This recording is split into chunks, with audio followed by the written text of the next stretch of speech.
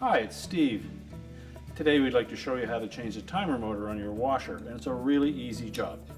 All we're going to need is a number 2 Phillips screwdriver, a small flat blade screwdriver, a 5/16 nut driver, and maybe a pair of needle-nose pliers. Let me show you how we do it. Now, these models of washers often use two different types of timers on them.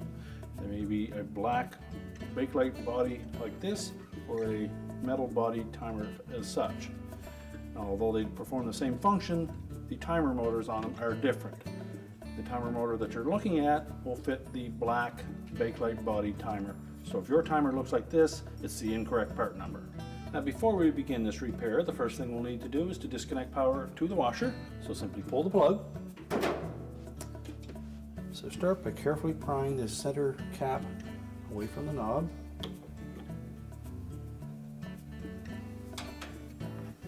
Then locate this little spring clip and just pull it away from the shaft.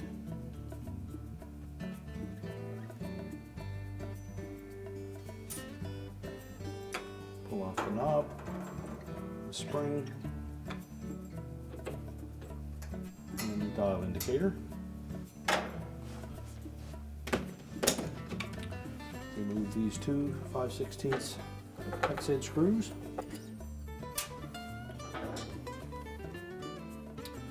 And now we'll take a Phillips screwdriver, or if you have a number 2 posi drive screwdriver, we're going to locate the two screws that are closest to the center on the top of the console and remove those. And then we can just lift that console slightly, tilt it forward. That will give us access to the timer motor. So we'll begin by removing the two screws.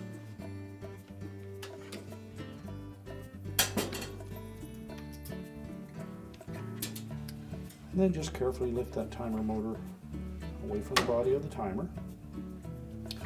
Now, you will note on the bottom of the timer motor there is a little cam that fits into this opening and into a slot on a sliding cam there.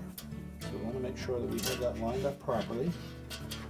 So fit it into that slot and then just turn the motor to line up the screw holes. Reinsert the screws. Now we can remove the wires from the old timer motor, and if you've done that previously, they are actually marked on the timer body. So there will be an indication beside each terminal that says TM, which stands for timer motor. So you can plug those back on, make sure they're nice and secure.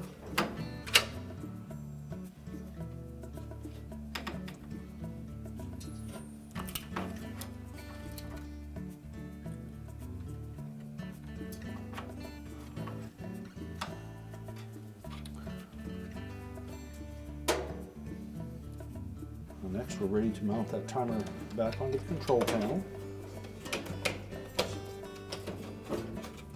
So holding that timer against the back of it, take the mounting screw, and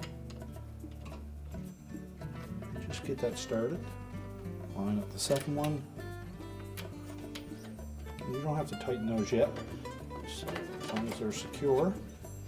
You can then take that whole control panel, set it back into the console, hooking the bottom on first, and then tilting it back, and just make sure that there are no wires pinched. Again, we'll lift up on it slightly, clear the top of the console.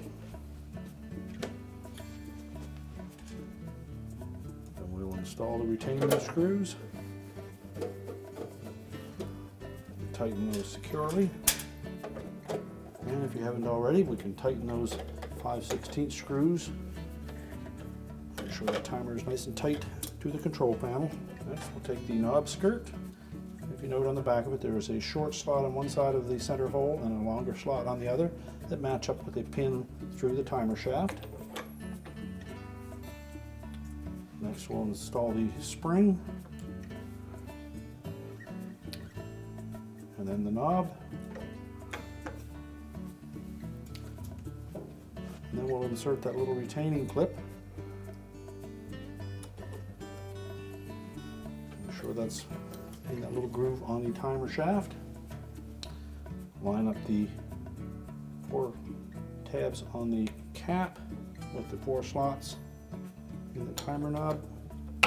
Snap it in place. We're now ready to reconnect the power, and our repair is complete.